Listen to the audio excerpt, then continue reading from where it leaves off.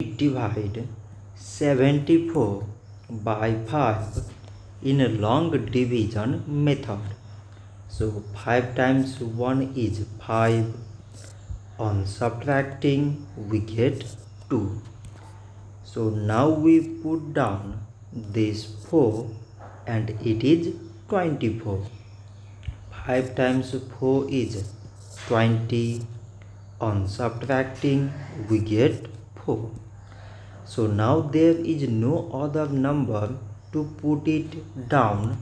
So we take here decimal so that we put 0. So it is 40 and 5 times 8 is 40. On subtracting we get 0. So 74 divided by 5 is 14 decimal 8. So this much for today and thanks for watching.